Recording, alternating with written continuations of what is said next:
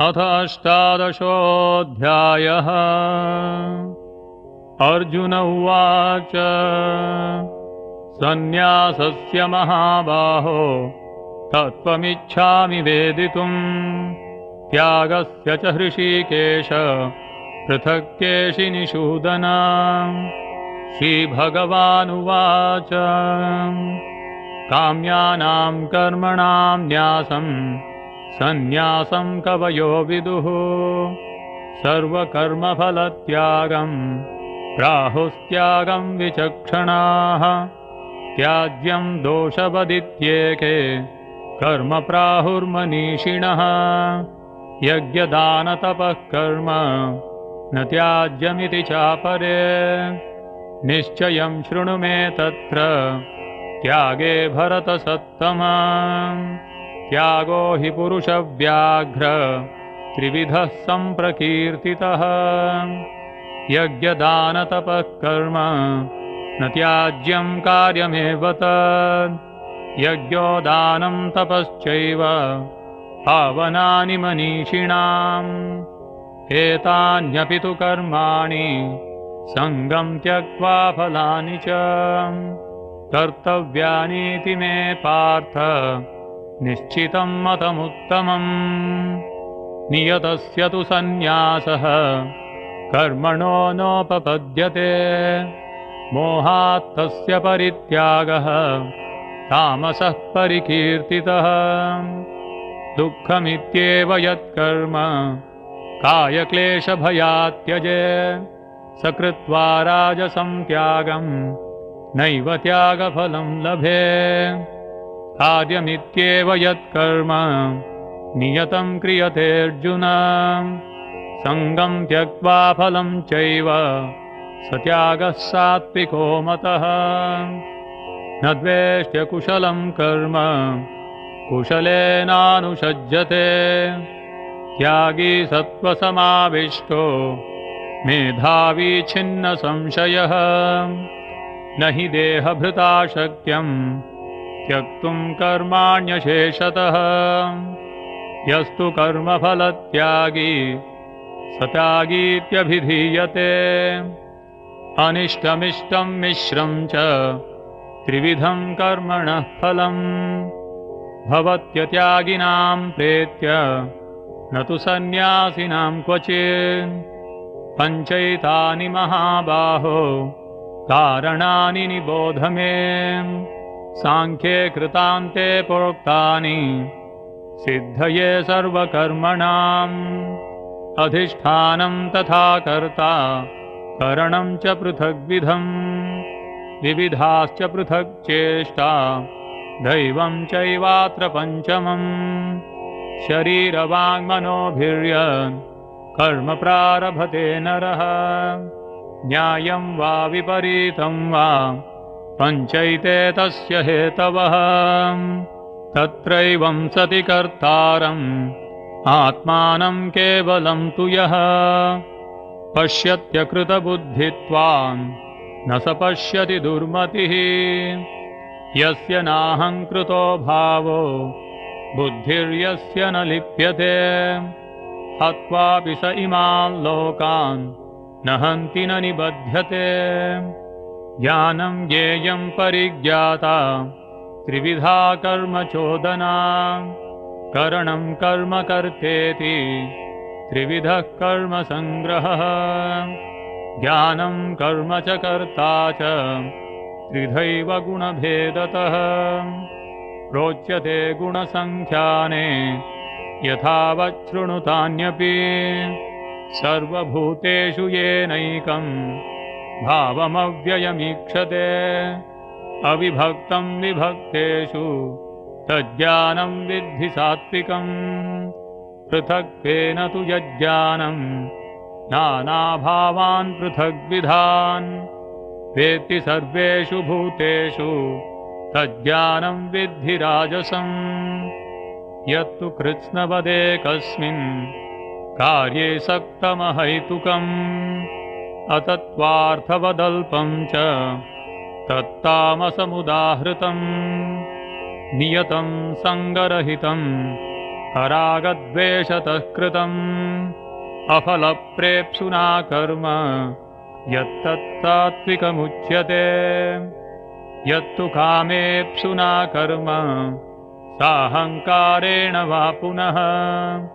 क्रियते बहुलायासं तद्राजसमुदाहृतम् अनुबन्धं क्षयं हिंसाम् अनपेक्ष च पौरुषम् मोहादारभ्यते कर्म यत्तत्तामसमुच्यते मुक्तसङ्गोऽनहं वादी धृत्युत्साहसमन्वितः सिद्ध्यसिद्ध्योर्निर्विकारः कर्ता सात्विक उच्यते रागी कर्मफलप्रेप्सुर्लुब्धो हिंसात्मको शुचिः हर्षशोकान्वितः कर्ता राजसः परिकीर्तितः अयुक्तः प्राकृतस्तब्धः शठो नैष्कृतिकोलसः विषादी दीर्घसूत्री च कर्ता तामस उच्यते बुद्धेर्भेदं धृतेश्चैव गुणतस्त्रिविधं शृणु प्रोच्यमानमशेषेण पृथक्त्वेन धनञ्जय प्रवृत्तिं च निवृत्तिं च कार्याकार्ये भयाभये बन्धं मोक्षं च या वेत्ति बुद्धिः सा पार्थ सात्विकी यया धर्ममधर्मं च कार्यं चाकार्यमेव च अयथावत् प्रजानाति बुद्धिः सा पार्थ राजसी अधर्मं धर्ममिति या मन्यते तमसावृता सर्वार्थान् विपरीतांश्च बुद्धिः सा पार्थ तामसी धृत्या यया धारयते मनः प्राणेन्द्रियक्रियाः योगेनाव्यभिचारिण्या धृतिः सा पार्थ सात्विकी यया तु धर्मकामार्थान् धृत्या धारयते अर्जुन प्रसंगेन फलाकांक्षी धृतिः सा पार्थ राजसी यया स्वप्नं भयं शोकं विषादं मदमेव च न विमुञ्चति दुर्मेधा धृतिः सा पार्थ तामसी सुखं त्विदानीं त्रिविधं शृणु मे भरतर्षभ अभ्यासाद्रमते यत्र दुःखान्तं च निगच्छति यत्तदग्रे विषमिव परिणामे मृतोपमम् तत्सुखं सात्विकं प्रोक्तम् आत्मबुद्धिप्रसादजम् विषयेन्द्रियसंयोगात् यत्तदग्रे मृतोपमम् परिणामे विषमिव तत्सुखं राजसंस्मृतम् यदग्रे चानुबन्धे च सुखं मोहनमात्मनः निद्रालस्य प्रमादोत्थं तत्तामसमुदाहृतम् न तदस्ति पृथिव्यां वा दिवि देवेषु वा पुनः सत्त्वं प्रकृतिजैर्मुक्तं यदेभिः स्यात् त्रिभिर्गुणैः ब्राह्मणक्षत्रियविशां शूद्राणां च परन्तप कर्माणि प्रविभक्तानि स्वभावप्रभवैर्गुणैः शमो दमस्तपः शौचं क्षान्तिरार्जवमेव च ज्ञानं विज्ञानमास्तिक्यं ब्रह्मकर्म स्वभावजम्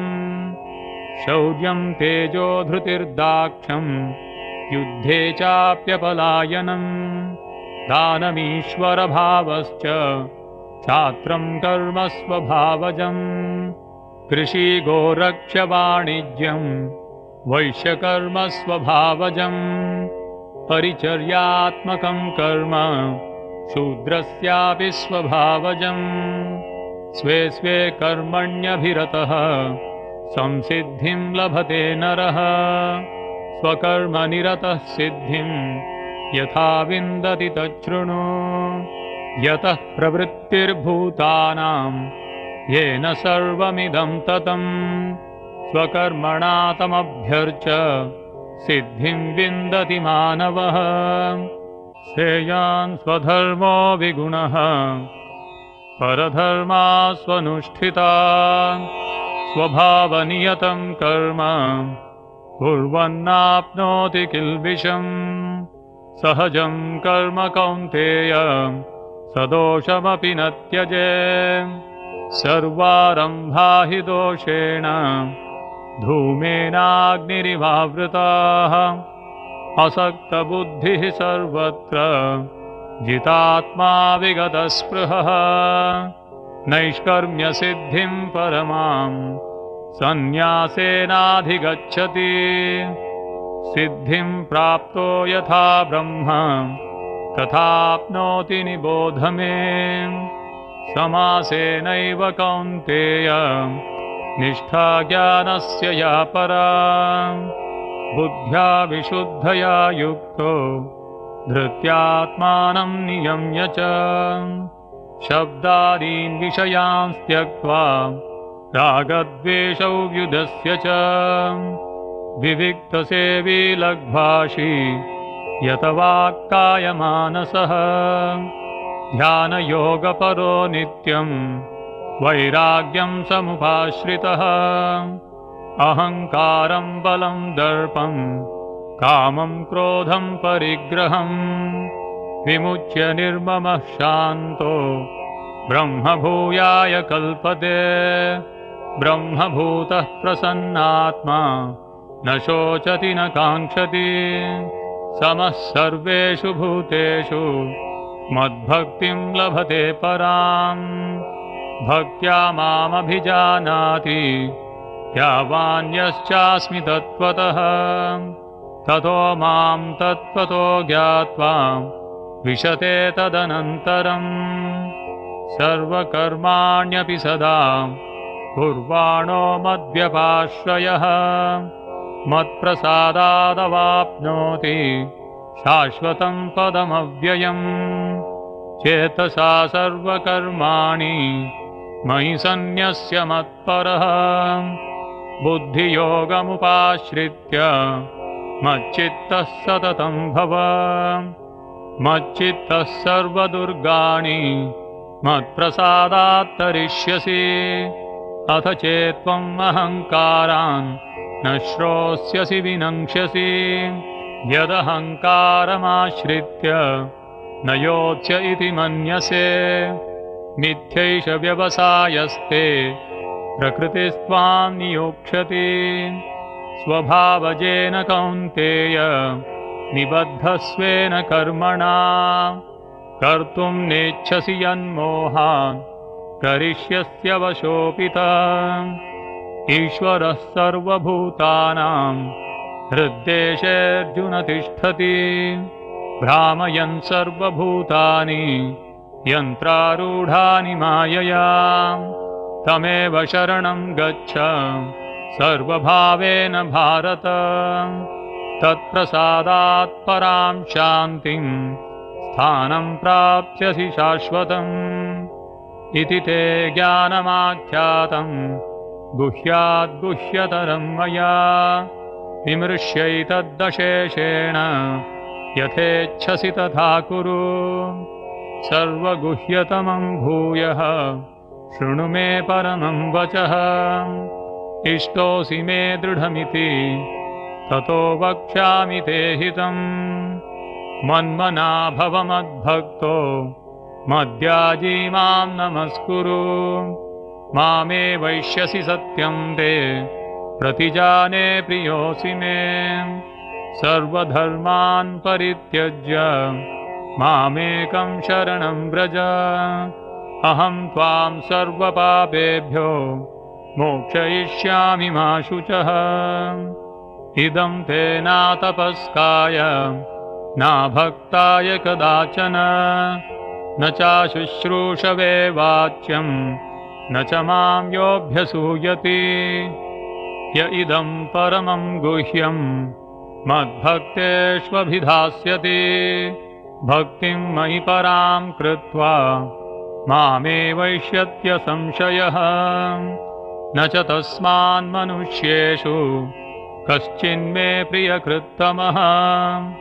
भविता न च मे तस्मात् अन्यः प्रियतरो भुवि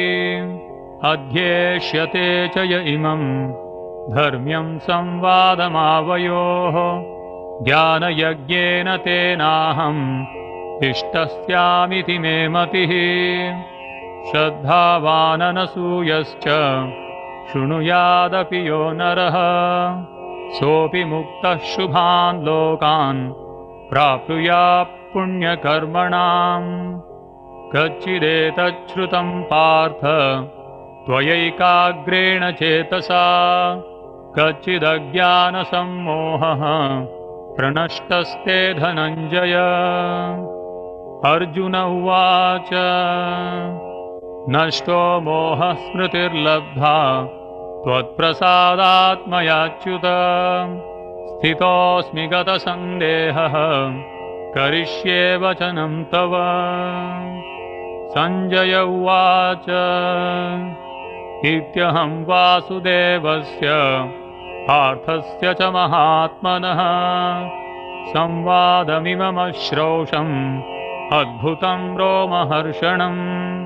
व्यासप्रसादात् श्रुतवान् एतद्गुह्यमहं परम् योगं योगेश्वरात् कृष्णात् साक्षात् कथयतः स्वयं राजस्मृत्य संस्मृत्य संवादमिममद्भुतम् केशवार्जुनयोः पुण्यं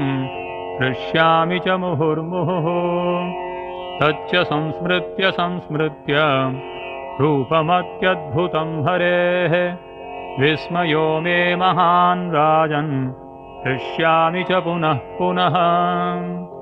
यत्र योगेश्वरः कृष्णो यत्र पार्थो धनुर्धरः तत्र श्रीविजयोर्भूतिर्ध्रुवा नीतिर्मतिर्मम ॐ तत्सदिति श्रीमद्भगवद्गीतासूपनिषत्सु ब्रह्मविद्यायां योगशास्त्रे श्रीकृष्णार्जुनसंवादे मोक्षसन्न्यासयोगो नाम 18 अध्यायः।